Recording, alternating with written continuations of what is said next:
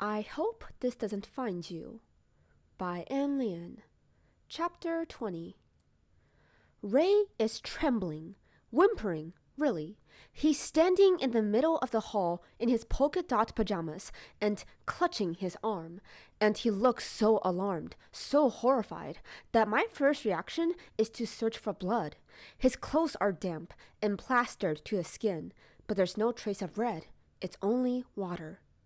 The roof is leaking! He gasps. I was doing my skincare routine, and I felt a splash of freezing water on my arm. Since when did you have a skincare routine? Jonathan Sugg grumbles behind me. Unsurprisingly, his screams have drawn everyone out of the rooms. One quick glance around, and it's clear half my classmates are in their pajamas too. Georgina even appears to have come running straight out of the shower. There are still shampoo bubbles in her hair. Ray narrows his eyes. What's wrong with it? You're just jealous you don't have beautiful shiny skin like me. Hey! Jonathan protests. My skin is already very shiny. Yeah, well? But Ray's voice is drowned out by the violent rush of rain outside. Within seconds, water starts trickling through the ceiling and pooling over the floors. See? Ray yelps, lurching back. It's everywhere! Oh, perfect! It's exactly what I need! Georgina steps forward until her shampooed hair is positioned right underneath one of the leaks. This is what you call being resourceful? I have to admire her outlook on life. What do we do? Someone asks. More voices chime in, all of them speaking over one another, over the pouring rain. My clothes are going to be wet! This blazer is dry clean only! The water's freezing. I can't sleep like this. Someone take me home right now. Where are the teachers when you need them? I heard they all have food poisoning. This is exactly how all horror movies start. There's an ache building in the back of my skull. I want to join them. I want to yell and complain and wait for someone else to clean up the mess. But the water is spreading rapidly, and I know the rot will set in if we don't do something fast. There was a storm just like this a few years ago, and our bakery barely survived it. I forced myself to clench my fingers and unfurl them again. Deep breaths. 1, 2, 3. Someone! Go get Dave! I speak up, my voice ringing out in the room. Everyone falls quiet. Does anyone know where he is? I think he's asleep. Someone offers. Pretty sure I heard him snoring on my way over here. Go wake him up, I instruct. There should be mops in the cleaning cabinet, but only he'll have the keys. In the meantime, everyone, go grab buckets or containers from the kitchen or anything you can find to collect the water. An audible snort cuts through my sentence. I swivel around and my stomach churns. Danny is hovering in the back corner, his arms crossed over his chest. I can see those awful words again, as if written in burning red. Sadie Wan is a bitch. Seriously? He asks. Even when we leave the school, you're bossing us around? Ice crawls through my veins. I'm not. What? Just because you're the captain or because you're a good student or whatever? He rolls his eyes. You think you're so important, but honestly, we're all sick of you, Sadie. We don't have to do anything you say. I can hear my heart pounding, detonating inside my chest. I wouldn't be surprised if everyone in this room could hear it too. This really isn't the time, I manage. I know you hate me, and that's fine, but the cabin is literally leaking as we speak. Don't change the topic. You're the one changing the topic, I say, incredulous. I'm just saying that there's a much more pressing issue at hand. If you have a solution, I'm always happy to hear it. But if not, you could at least cooperate. Stop acting like you're better than us! Danny snaps. You're the type to write shady emails about people behind their backs! And you're the type to write Sadie 1 is a bitch on the bike shed! I shoot back. There's a collective sharp inhalation from the crowd. Damn, Someone mutters. I can't even believe the words coming out of my mouth, but it feels good. I'm so tired of playing nice, of smiling as people walk over me. What I'm realizing is that if you're quiet about the things that hurt you, people are only going to mistake your tolerance for permission, and they're going to hurt you again and again. Yeah, I know. It was you, I say coldly, folding my arms across my chest. Danny stares at me. You know? So you were the one who sent Julius to punch me? The whole room screeches to a stop. The world freezes on its axis. Now it's my turn to stare. Julius punched you? Julius punched him? Someone else whispers in the background. But I thought he and Sadie hated each other. But they kissed each other. Someone says. At that party, remember? Wait, Julius and Sadie kissed each other? Someone asks. Why am I so behind on the gossip? How did I miss this? Yeah, well, seeing as she sent him a bunch of emails. Technically, Abigail sent it. Abigail sent it? Sadie's best friend, Abigail? Sorry, I was walking past their dorm room and kind of overheard a bit of their conversation. I left just as Julius showed up to her room though, so I'm guessing he likes her. Whose room? Abigail's room. Wait, Julius likes Abigail? No, Julius likes Sadie. They just share the same room. Him and Sadie? No, oh my god, this is why you're so behind on gossip. I'm breathing against a knot on my chest and scanning the room, but I can't find Julius anywhere.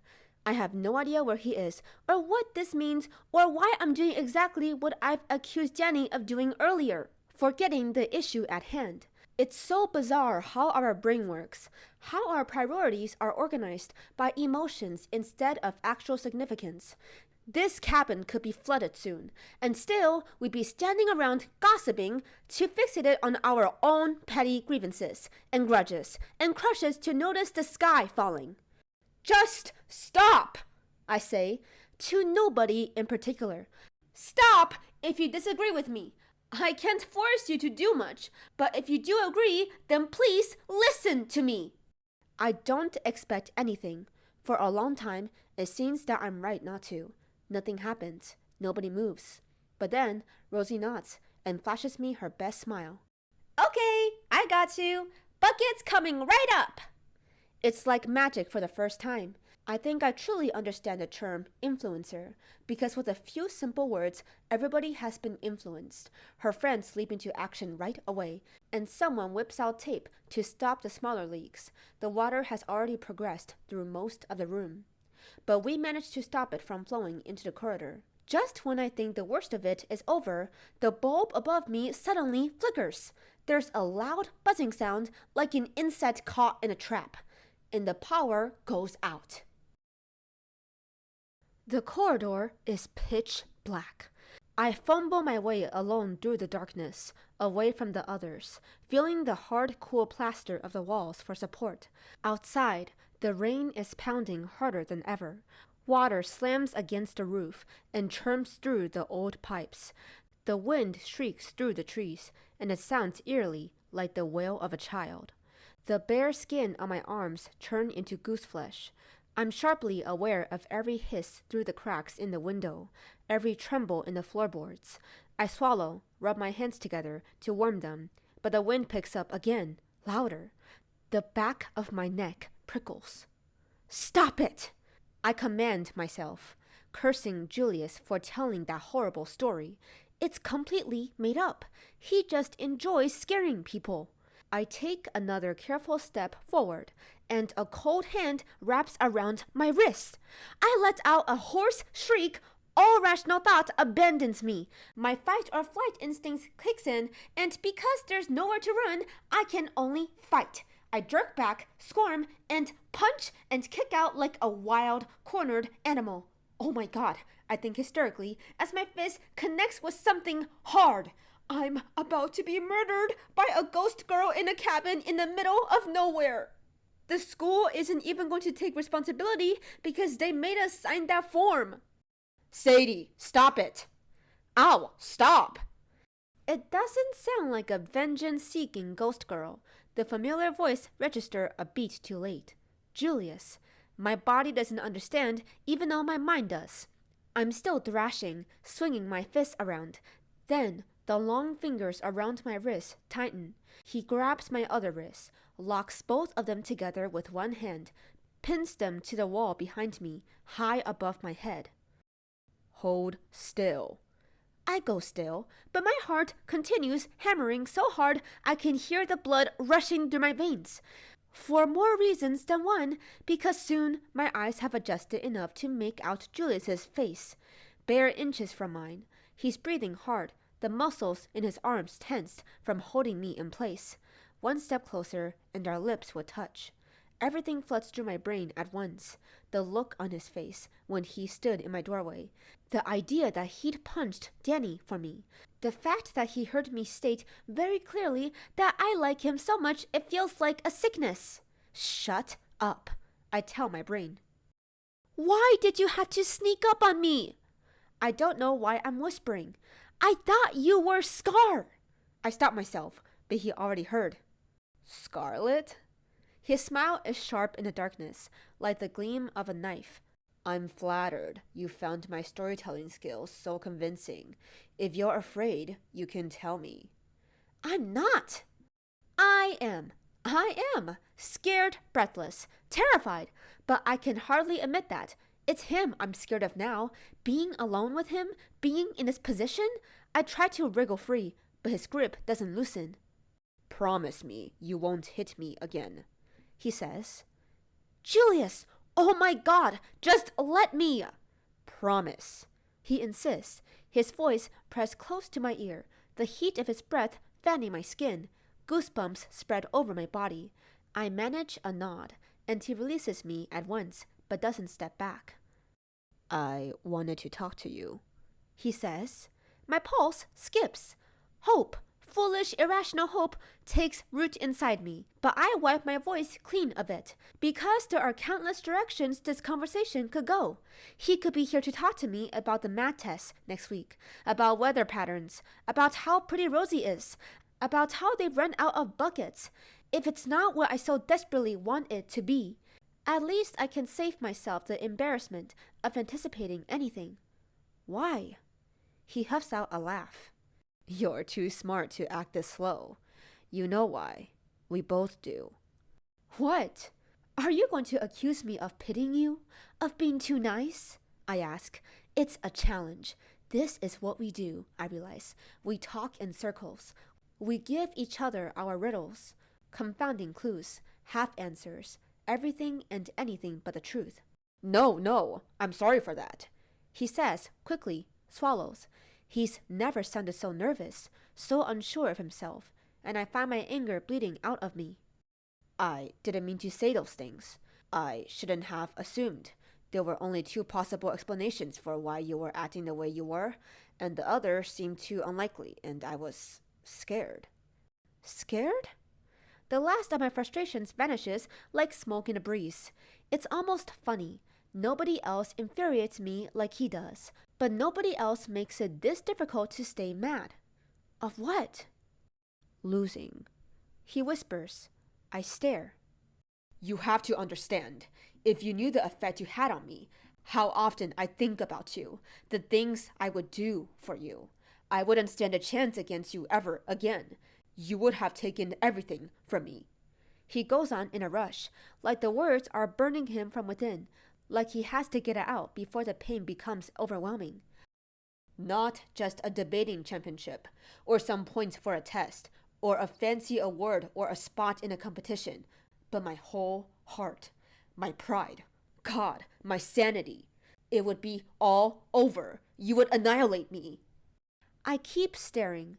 I'm afraid to do so much as blink, to breathe, afraid I'll shatter whatever wild fantasy or lucid dream this is.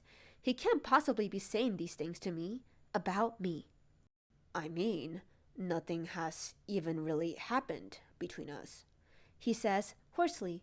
And already it's hard for me to concentrate whenever you're around. My brother was right in a sense about you being a distraction. Except you're so much more than that. I can't pretend to care about the things that once interested me. I can't fall asleep. I played through every look you've ever casted in my direction. I read through your emails over and over until they've carved into my memory. You did this to me, he says, and there's a rough, bitter edge to his voice now, nearly an accusation. My knees buckle. It's too much to absorb. I feel myself slide down against a wall, sink onto the floor. You had to write those awful emails, he continues, lowering himself down next to me, except he's kneeling, and he's still too close. I'm convinced he can hear my heart throbbing. You had to kiss me, then kick me, then fill my head with your voice. You made it clear, so terribly clear, how much you hate me, that I'm the last person in the world you would ever consider. But I kept looking for signs that would suggest otherwise. I kept wondering if it was still possible, because I'm willing to lose everything, he says, his eyes blacker than the surrounding darkness, than the sky outside. So long as I don't lose you. I'm stunned. It can't be a fantasy. I'm certain of that now. My own imagination couldn't conjure something like this.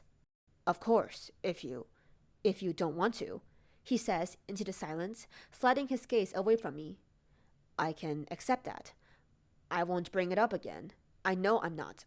I know what I'm like, that I'm infuriating and selfish and cruel.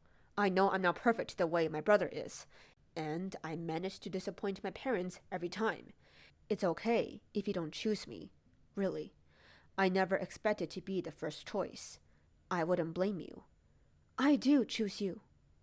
He doesn't seem to hear me at first. He's still talking, rambling, really, the words flowing out like rainwater. I can't always say pretty things, and sometimes I tease you when really I just want you to look my way and wait. He stops. Even his breath freezes in his throat. What did you just say? Say it again. I choose you, I say quietly, glad for the shadows concealing my flushed cheeks, for the support of the wall behind me. You'll always be my first choice, Julius Gong. Really? Really? His eyes widen, and he leans in, lips parted, his fingers trembling like moth wings over my cheeks. It's clear what he wants, and I almost let him, but I'm not going to make it that easy. I twist my head away. I recall you saying you would rather die than kiss me again. He lets out a soft, half-stifled groan, and the sound shoots right through my bloodstream, makes my pulse quicken. God, you really know how to hold a grudge. They're your words, not mine, I tell him, refusing to sway. You're killing me now, he murmurs against my neck. His lips graze my skin, and his other hand slides up, tangles in my hair, his nails lightly scraping my scalp. Despite myself, I feel my resolve buckle. Isn't that enough? No. I try to ignore it. The crisp scent of him, peppermint and rain. For once, I have all the power, and I'd be a fool to let it go without putting up a good fight, no matter how badly I want him to just kiss me. Fine then. His breath warms the shell of my ear, tickles my cheek. Please. I can feel my heart pounding. What? Please, Sadie. I'm begging. A triumphant grin splits over my face. All right, I suppose, in that case. He doesn't even give me a chance to finish my sentence. His mouth is on mine in an instant, desperate, urgent, and I cave in. I hate surrendering, but maybe it's different when you're both surrendering to the same thing. Because this doesn't feel awful. The opposite, actually. My brain is buzzing, but all my thoughts are floating. Non-essential fragments as he deepens the kiss, wraps a hand around my waist, forces me farther back until my spine is pressed flat to the wall. Thoughts like, if you told me this would happen a year ago, my head would explode. I swear to God, if anybody hears us, maybe the emails aren't such a disaster after all. His lips are so soft. His hands, Julius, Julius, Julius! I gasp. I feel him smile against my lips. His voice is raw, silk. Yes? Nothing. It's hard to focus. I squeeze my eyes shut. It just doesn't feel real. He shifts back, and the sudden absence almost feels like physical pain, until he kisses the curve of my neck, murmurs, I know, even when I was imagining it. You imagined this? He pauses, which feels like unfair punishment. Then he brings his lips firmly up to mine again. Do you always pay so much attention to everything people say? He demands, between short, uneven breaths. No, only what you say. A sharp intake of air. You have to stop doing that, Sadie. His hand tightens around my waist. I won't survive it. I'm not sure how I'll survive this. This overwhelming jumble of sensation, the want blazing through my body like wildfire, the need for more overriding all impulse control. He kisses me harder, and I can barely get out my next words. Wait! Julius, wait! With what seems like immense difficulty, he pulls away by just an inch, his eyes black and heavy-lidded.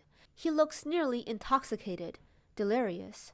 I touch the base of his neck, feel the pulse striking his veins, the way it picks up beneath my fingertips. What is it? What if we're bad at this? I ask in a small voice. In response, he only moves close to me, wonderfully, terrifyingly close, his mouth traveling over my jaw, and everything is spinning out of control, my heartbeat racing ahead of me. I almost forget how to speak, how to breathe. Does this feel bad to you? No, I don't mean. I tilt my head back without thinking. I mean, you and me.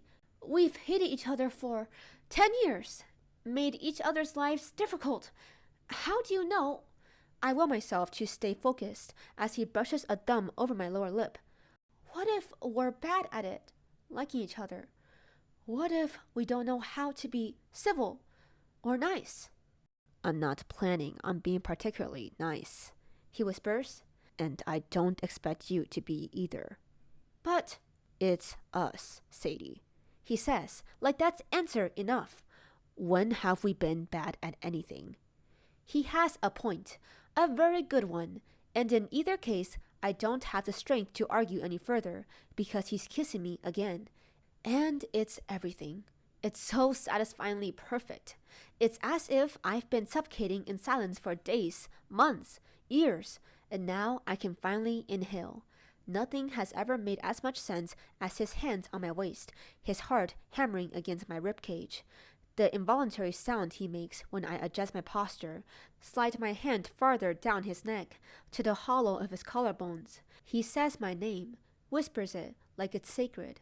And just when I'm wondering how we could ever stop this, how I could ever do anything except listen to his sharp intakes of breath, let him kiss me until my head goes fuzzy, the lights come back on. I blink, half blinded, and jerk away from him. It takes a second before my eyes stop watering and my vision clears. An immediate flush races up my neck when I see Julius. His lips are swollen, his black hair rumpled from where I ran my fingers through it. It feels like that surreal moment in the cinemas, when the credits start rolling and the doors open and the strangers around you rise from their seats, gathering their popcorn buckets and switching on their phones, and a part of you is still reeling, still immersed in another world, your heart caught in your throat, struggling to tell which part is real life. Then I find Julius watching me, nervously, like he's waiting for me to tell him to take it all back. Now that the cover of darkness is gone, and I can see him clearly for the first time, my heart throbs. I want him to know he looks more beautiful than ever in the light. Up close, I want to kiss him again, until all his doubts dissipate to nothing. I want to take everything away that's ever hurt him.